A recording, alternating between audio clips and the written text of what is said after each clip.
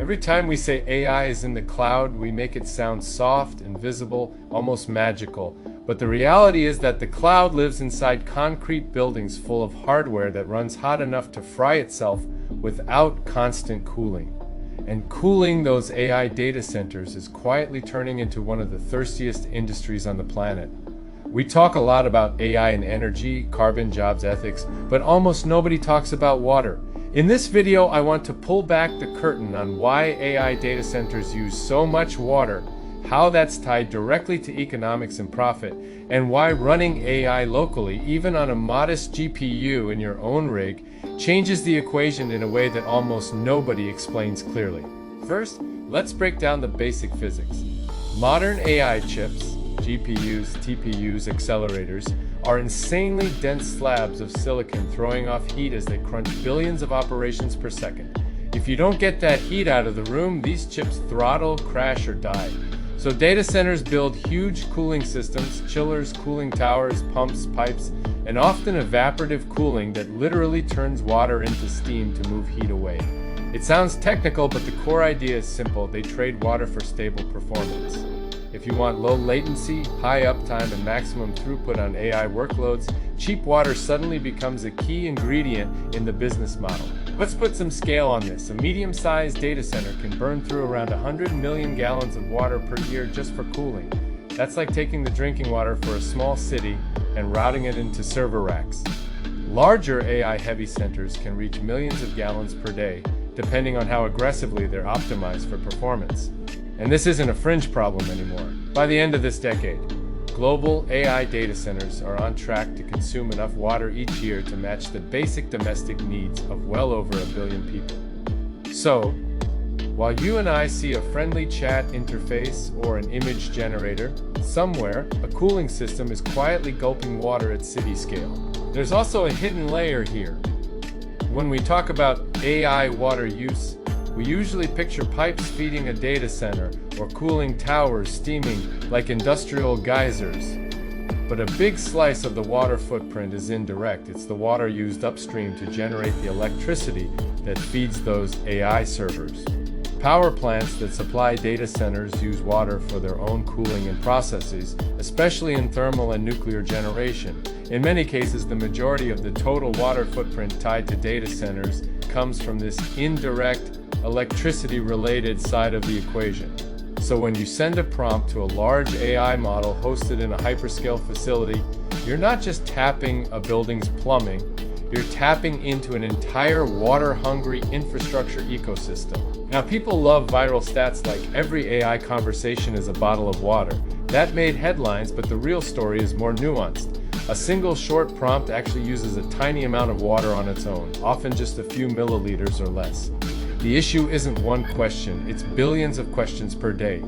Multiplied by heavier and heavier AI workloads, images, video, long reasoning chains, recommendation engines, and background tasks you never even see. The scale of usage turns a few drops per prompt into a river. So why does this system lean so hard on water in the first place? At the simplest level, it's economics.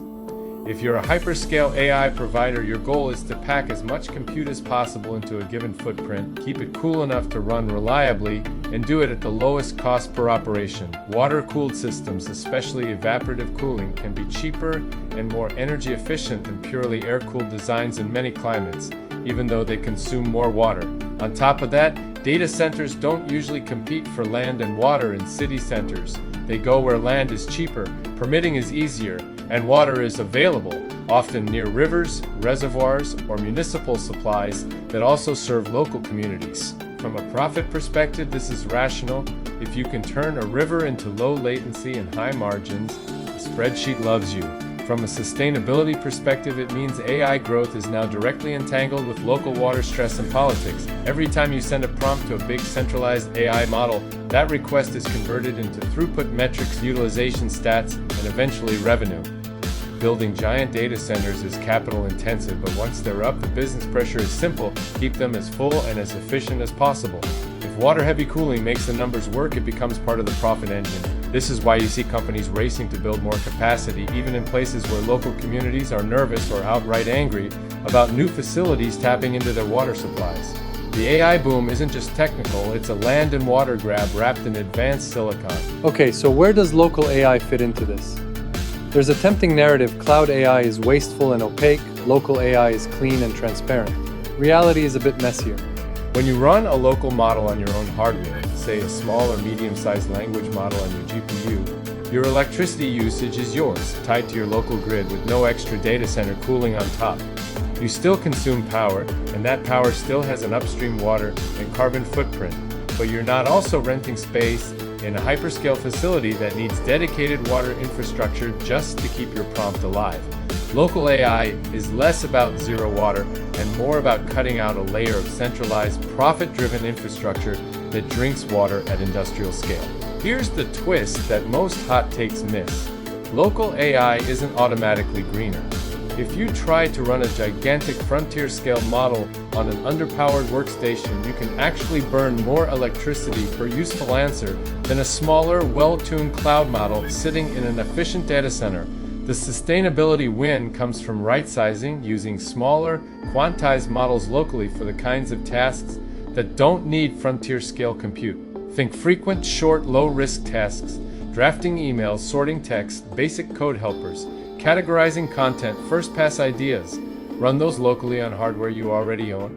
Avoid routing every trivial workflow through an AI factory with massive cooling needs, and you start to meaningfully cut demand on centralized infrastructure. And crucially, local AI gives you visibility. You can see your own power usage, you can tune your models, you can decide when a task is important enough to escalate to the cloud. One of the biggest differences between local and cloud AI is psychological. Cloud AI abstracts away the cost. You see a chat box and maybe a token counter, but you don't see the electricity, the land footprint, or the water bills behind your prompt. Local AI does the opposite. You're painfully aware of your GPU temps, your power draw, your fan noise, and sometimes your electric bill. That transparency makes you think differently about what you ask models to do, how often, and at what scale. In a world where AI's water use could match the basic needs of more than 1 billion people, that mindset shift matters. So, what do we do with all of this information?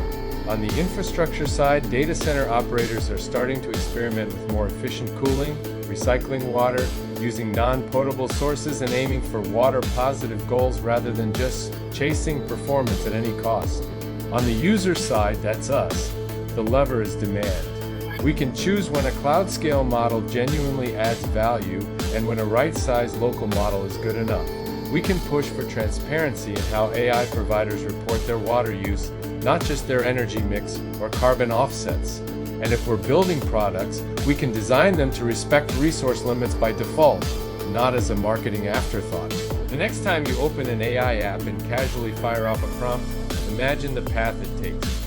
Maybe it travels through cables into a concrete box full of GPUs, cooled by towers that evaporate water day and night. Maybe it stays on your own machine, spiking your power draw for a few seconds and then idling again. Either way, that request lives in a physical world with real limits: energy, land, and increasingly water. AI isn't just code and models and magic outputs, it's infrastructure making economic decisions about how much of our shared resources to turn into compute. Cloud AI data centers are thirsty because water and profit currently line up. Local AI gives us a chance to reroute some of that demand through hardware we can actually see, measure, and control.